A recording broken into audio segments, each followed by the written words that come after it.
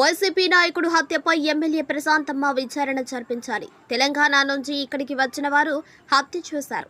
నిష్పక్షపాతంగా విచారించి వారిని తిరిగి తెలంగాణకి పంపాలి. మాజీ మంత్రి నల్లపరెడ్డి ప్రసన్నకుమార్ రెడ్డి. బుచ్చిరెడ్డిపాలెం మండలం పోలనాయుడు చెరువుకు చెందిన వైసీపీ కార్యకర్త షేక్ రఫీని ఇటీవల హత్య చేశారు. ఈ హత్యకు పాల్పడిన వారిని కఠినంగా శిక్షించాలని వైసీపీ రాష్ట్ర పీఎస్సీ సభ్యులు మాజీ మంత్రి నల్లపరెడ్డి ప్రసన్నకుమార్ రెడ్డి సోమవారం బుచ్చిరెడ్డిపాలెం వైసీపీ కార్యాలయంలో విలేకరుల సమావేశం నిర్వహించారు. ఈ సందర్భంగా ఆయన మాట్లాడుతూ ఈ హత్యపై స్థానిక ఎమ్మెల్యే ప్రశాంత్ రెడ్డి, ఎంపీ వేమిరెడ్డి ప్రభాకర్ రెడ్డి నిష్పక్షపాతంగా విచారణ జరిపించి నిందితులకు శిక్ష పడేలా చర్యలు తీసుకోవాలన్నారు. ఎన్నికలప్పుడే రాజకీయాలు, కానీ ఎన్నికల అనంతరం పార్టీలకు అతీతంగా వ్యవహరించాలన్నారు. ప్రజలు ఆశీర్వదిస్తే ఎవరికైనా పదవులు వస్తాయన్నారు.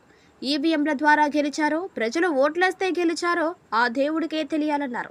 ఇటీవల హత్యకు గురైన వ్యక్తిని పరామర్శించేందుకు ఇంటికి వెళితే ఇద్దరు ఆడబిడ్డలు, అతని భార్య కన్నీటి పర్యంతమయ్యారని అన్నారు. బాధిత కుటుంబానికి అండగా ఉంటామని, ఈ విషయాన్ని జగన్మోహన్ రెడ్డి దృష్టికి తీసుకువెళ్లి వారికి సాయం అందిస్తామని తెలిపారు.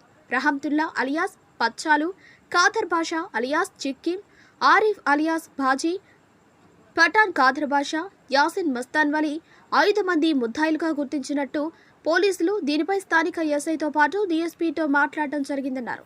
కానీ స్థానికంగా ఉన్న ఎమ్మెల్యే బాధిత కుటుంబ సభ్యులను ఎందుకు పరామర్శించలేదని విమర్శించారు. ఈ కార్యక్రమంలో డీసీఎంఎస్ మాజీ చైర్మన్ వీరి చలపతిరావు, మండల అధ్యక్షులు చెర్లో సతీష్ రెడ్డి, పట్టణ అధ్యక్షులు షేక్ షాహుల్, వైసీపీ నాయకులు, కార్యకర్తలు పాల్గొన్నారు. ఎవరున్నారో కూడా బయటకు వచ్చేస్తుంది. పోలీసు వాళ్ళు వదిలిపెట్టబడలేదు. చిత్తశుద్ధితో, త్రికరణ శుద్ధితో ఎంక్వైరీ చేస్తే దీని వెనకుండే మహానుభావులందరినీ కూడా బయటికి లాగొచ్చు. ఈ మధ్యన ఇసుకపాలెం గ్రామ పంచాయతీ పోలనాయుడు చెరువు సంబంధించి మా పార్టీ నాయకుడు షేక్ రఫీ గారిని క్రూరంగా చంపేసిన విషయం మీ అందరికీ తెలుసు. రాజకీయాల్లో విమర్శలు చేసుకుంటాం, ప్రతి విమర్శలు చేసుకుంటాం, అంతవరకే పరిమితం కావాలి. ఈరోజు నెల్లూరు జిల్లాలో ఈ మధ్యన ఈ ప్రభుత్వం అధికారంలోకి వచ్చిన తర్వాత చాలా జరిగాయి. బహుశా నెల్లూరు టౌన్లోనే ఒక 2-3 ఇన్సిడెంట్స్ జరిగినట్టున్నాయి. ఇది మంచిది కాదు, ఏ పార్టీ వాళ్ళకు కూడా మంచిది కాదు. ఎలక్షన్స్ వరకే రాజకీయాలు. ఎలక్షన్స్లో ప్రజలు ఓట్లేసి గెలిపించినారా లేకపోతే ఈవీఎంలు గెలిపించినాయా అనేది భగవంతుడికి తెలియాలి. అదృష్టం ఉంటే ఎమ్మెల్యేలు అవుతాం, మంత్రులు అవుతాం, ఇంకొకటి అవుతాం. పదవులు వచ్చేసాయి కదా అనేసి ఇటువంటి వాటిని సమర్థించకూడదు, కరెక్ట్ కూడా కాదు. నేను ఎమ్మెల్యే గారిని, ఎంపీ గారిని ఇద్దరిని కూడా కోరుతున్నాను, ప్రశాంతమ్మని, వేమిరెడ్డి ప్రభాకర్ రెడ్డి గారిని, చిత్తశుద్ధితో నిజాయితీగా ఎంక్వైరీ చేయించండి. కోవూరు నియోజకవర్గం డెల్టా ఏరియా, ఎప్పుడు కూడా ఈ మర్డర్స్ కానీ అంత దూరం ఎప్పుడు కూడా ఇక్కడ ఎవరు కూడా పోరు. ఈ నియోజకవర్గంలో చాలా సున్నితమైన మనస్తత్వం కలిగిన వాళ్ళు ప్రజలందరూ కూడా, అన్ని పార్టీలకు సంబంధించిన నాయకులు, కార్యకర్తలు కూడా ఆ ఎలక్షన్స్ అప్పటి వరకే తిట్టుకుంటాము, తర్వాత ఎక్కడ పడ్డా కూడా మాట్లాడుకుంటుంటాం. అంతవరకే పరిమితం కావాలే తప్ప ఈ చంపుకోవడాలు, కొట్లాటలు ఇది మంచిది కాదు. చిత్తశుద్ధితో ఎస్పీ గారితో మాట్లాడి ఎంక్వైరీ చేయించండి. ఆ గ్రామంలో తెలంగాణకు సంబంధించి ఎప్పుడో వచ్చి ఇక్కడ స్థిరపడ్డ వాళ్ళు ఈ హత్యకు కారకులు. దీని మీద ఈ మధ్యనే నేను ఆ కుటుంబాన్ని పరామర్శించకపోయినప్పుడు ఆ కాలనీ వాళ్ళందరూ వచ్చి ఒక 3 ప్రముఖ వ్యక్తులు దీని వెనుకున్నారు, ఎంక్వైరీ చేయించండి అని ఆ పసిబిడ్డలు ఇద్దరు నా చేతులు పట్టుకొని ఏడ్చారు. అతను భార్య కూడా ఏడ్చింది. అది అసలు చాలా బాధాకరమైనటువంటి విషయం. చిన్న బిడ్డలు చదువుకుంటున్నారు. రఫీ చాలా మంచివాడు, నాతో కూడానే ఉన్నాడు. అటువంటి వ్యక్తిని దారుణంగా చంపేశారు. ఆ గ్రామానికి సంబంధించినటువంటి 3 వ్యక్తులు ఎవరు, ఎంక్వైరీ చేసి బయటకు లాగాలి. ఇక హైదరాబాదు ప్రాంతం నుంచి వచ్చి ఇక్కడ స్థిరపడి మన వాళ్ళని చంపడం అనేది కరెక్ట్ కాదు. వాళ్ళని, వాళ్ళ కుటుంబాలని నెల్లూరు జిల్లాలో ఎక్కడా ఉండకుండా వాళ్ళు తెలంగాణకే పంపించేసే విధంగా ఎంపీ గారు ఎమ్మెల్యే గారు కృషి చేయాలి. ఎంపీ గారు ఎమ్మెల్యే గారు కూడా మా పార్టీయే, వైఎస్ఆర్ కాంగ్రెస్ పార్టీలో ఉన్నారు. జగన్మోహన్ రెడ్డి గారి దయ వల్ల రాజ్యసభకు ఎంపికైనాడు. ఎలక్షన్ వరకు అందరం కలిసే ఉన్నాం. ఎలక్షన్స్ తర్వాత ఆ ఎలక్షన్స్లో ఆయన ఏదో చిన్న విషయం మీద బయటకు వెళ్ళిపోవడం జరిగింది. ఆయన ఒక విధంగా మంచి చేసే వ్యక్తే, ఆయన గురించి కూడా విమర్శలు చేయడం అనవసరం. అదే కోరుతున్నాను, ప్రభాకర్ రెడ్డి గారు, మీరు ప్రశాంతమ్మ ఇద్దరు కూడా ఎంక్వైరీ చేయించాలి. దీంట్లో దోషులు ఎవరో బయటకు తీసుకురావాలి. ఆ కుటుంబానికి మనం అందరం కూడా పార్టీలకు అతీతంగా ఆ కుటుంబానికి అండగా మనం అందరం ఉండాలి. ఎలక్షన్స్ అప్పుడు తిట్టుకుంటాం, విమర్శలు చేసుకుంటాం, అవి రొటీన్గా జరిగే ప్రక్రియ. అది కూడా మీరు మాతో ఉన్నారు, మేము మీతో ఉన్నాం, అందరం కలిసిమెలిసి వైఎస్ఆర్ కాంగ్రెస్ పార్టీ తరఫున తిరిగాం. తర్వాత మీరు మాకు దూరం అయినారు. మీకు దయచేసి ఇటువంటి వాటిని మనం సమర్థించకూడదు. ఇక్కడే ఈ పుల్ స్టాప్తోనే ఇంకా కోవూరు నియోజకవర్గంలో ఎక్కడ ఈ హత్యలు, ఆత్మహత్యలు ఇటువంటివన్నిటికీ మనం ప్రోత్సహిస్తూ పోతూ ఉంటే కరెక్ట్ కాదు. మీరు ప్రోత్సహించారని నేను అనడం లేదు. మీ పార్టీకి సంబంధించి వచ్చింది, నేను ఇక్కడ గెలిచాను.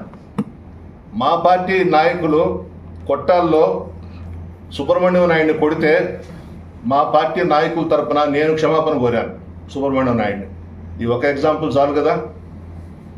మీరు ఎమ్మెల్యేగా ఉన్నారు, మీ హస్బెండ్ ఎంపీగా ఉన్నారు, ఎందుకు పోయి పలకరించకూడదు ఆ కుటుంబాన్ని? పార్టీలు పక్కన పెడదాం, వైఎస్ఆర్ కాంగ్రెస్ పార్టీ, తెలుగుదేశము, ఇంకొక పార్టీ పక్కన పెడదాం. మానవతా దృక్పథంతో ఎందుకు వెళ్ళకూడదమ్మా? పోయి పలకరించమ్మా. పసిబిడ్డలు ఉన్నారు, మీకు బిడ్డలు ఉన్నారు, ఆ ఆడబిడ్డలను చూసైనా పోయి పలకరించరమ్మా, తప్పు లేదు. మీరు ఆ కాలనీ వాళ్ళంతా వచ్చి మీ మీద పడతారేమో, గొడవ చేస్తారేమో అనే భయం మీకుంటే నేను వస్తాను, మా నాయకులు వస్తారు, మేము ఉంటాం అక్కడ. వాళ్ళు కూడా ఏమనరు, వాళ్ళ బాధ మీతో చెప్పుకుంటారు. ఆ బాధను అర్థం చేసుకొని దీని వెనక ఎవరెవరు ఉన్నారో బయటికి తీయాలని చెప్పేసి నేను ఎమ్మెల్యే గారిని, ఎంపీ గారిని కోరుతున్నా. నా దగ్గర కొన్ని పేర్లు ఇచ్చారు. రమ్తుల్లా అంట, మత్సాలు అని పిలుస్తారు అతన్ని. ఖాదర్ భాష అంట, చిక్కిం అని పిలుస్తారు. ఆరిఫ్ అబీ గారు కూడా చెప్పినారు. క్షుణ్ణంగా ఇంకా కూడా లోతుగా వెళ్ళి పరిశీలించి ఎంక్వైరీ చేసి వాళ్ళందరినీ కూడా ఏ శిక్ష వేయాలనో ఆ శిక్ష వేయాలని చెప్పేసి నేను కోరుకుంటున్నా. ఎస్పీ గారు కూడా ఏసీ గదుల్లో కూర్చొని పరిపాలన చేయకుండా ఈ నెల్లూరు జిల్లాలో ఎందుకు ఇన్ని మర్డర్స్ జరుగుతున్నాయో నువ్వు బయటికి రాయా ఎస్పీ గారు. 24 గంటలు ఏసీ రూముల్లో కూర్చొని ఎస్ఐల్ని, కానిస్టేబుల్స్ని, డిఎస్పీలని, సిఐల్ని నువ్వు బయటకు పంపిస్తే ఏమవుతుంది? నువ్వు బాస్ నెల్లూరు జిల్లాలో, పోలీస్ డిపార్ట్మెంట్కి నువ్వు హెడ్, నువ్వు బయటికి రా ఇంట్లో ఉంచి. ఎందుకు జరుగుతున్నాయి? ఎప్పుడూ జరగని మర్డర్స్ నెల్లూరు జిల్లాలో ఎందుకు జరుగుతున్నాయి? ఇవన్నీ క్షుణ్ణంగా చూడాలి. అదృష్టవశాత్తు ప్రజలు ఓట్లేసినారో, ఈవీఎంలు గెలిపించినాయో, కూటమి ప్రభుత్వం అధికారంలోకి వచ్చింది. అది ఆ భగవంతుడికి తెలియాలి ఏ విధంగా వచ్చిందనేది మన చేతుల్లో లేదు. అధికారం ఎవరికి కూడా శాశ్వతం కాదు. అదృష్టం ఉంటే ప్రజలు గెలిపిస్తే ఎమ్మెల్యేలు అవుతాం, మంత్రులు అవుతాం, ఇంకొకటి అవుతాం. పదవులు వచ్చేసాయి కదా అని ఎవరిని పడితే వాళ్ళని ఎంకరేజ్ చేస్తూ వాళ్ళకి సపోర్ట్ చేస్తూ పోతే ఇదిగో పోల్నాయుడు చెరువులో జరిగిందే ఇంకొక దగ్గర కూడా జరగవచ్చు. గట్టిగా చెప్తున్నాను ప్రభాకర్ రెడ్డి గారికి, ప్రశాంతమ్మకి, మీరు దీని మీద యాక్షన్ తీసుకోండి. పార్టీలు పక్కన పెట్టండి, ఆ కుటుంబాన్ని పోయి పరామర్శించండి, ధైర్యం చెప్పండి. ఈరోజు వాళ్ళకి జరిగింది, రేపు మీ దగ్గర కూడా జరగచ్చు, చెప్పలేము. ఎందుకు ఈ రాజకీయాలు, ఎందుకు ఈ కుట్రలు, కుతంత్రాలు? మీరు మొన్నటిదాకా వైఎస్ఆర్ కాంగ్రెస్ పార్టీలో మాతో ఉన్నారు, స్నేహితులుగా తిరిగాం, పార్టీ కోసం కృషి చేశాం, జగన్మోహన్ రెడ్డి గారికి అండగా ఉన్నాం. మీరేదో అలిగి వెళ్ళిపోయినారు. ఇటువంటి వాటిని ప్రోత్సహించొద్దు దయచేసి. మీరు వెళ్ళి ఆ కుటుంబాన్ని, ఆ పసిబిడ్డల్ని పరామర్శించండి, తప్పులేదమ్మా. ఎలక్షన్స్ వరకే మనం విమర్శలు చేసుకోవాలి, ప్రతి విమర్శలు చేసుకోవాలి. మీరు నా మీద పోటీకి వచ్చారు కాబట్టి నేను కూడా మీ గురించి మాట్లాడాను, మీరు నా గురించి మాట్లాడారు, అన్నీ జరిగిపోయినాయి, వదిలేస్తాం. మీకు అదృష్టం ఉండింది, ఎమ్మెల్యే అయినారు, అన్న ఎంపీగా గెలిచారు. ఇటువంటివి ప్రోత్సహించకుండా గట్టిగా దీని మీద ఎంక్వైరీ వేసి యాక్షన్ తీసుకోవాలని కోరుతున్నాను.